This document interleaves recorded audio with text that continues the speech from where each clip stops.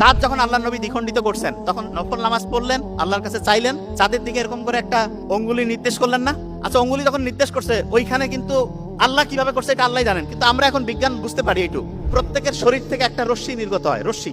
আমাদের শরীর থেকে যে রশ্মিটা নির্গত হয় TIR, কি নাম বলেন তো? TIR একটা রশ্মি নির্গত হয়। রশ্মি মানে হচ্ছে তার মধ্যে একটা শক্তি আছে, শক্তি। আমাদের প্রত্যেকের শরীর থেকে যে রশ্মিটা নির্গত হয় এইটা হচ্ছে 100 ওয়াটের মতো। কত ওয়াট? 100 ওয়াট। ধরেন যে একটা লাইট 100 ওয়াটের বাল্ব যেই তাপ দেয়, আপনার প্রত্যেকটা মানুষের শরীর থেকে পূর্ণবয়স্ক অবস্থায় 100 ওয়াটের মতো তাপ তৈরি হয়।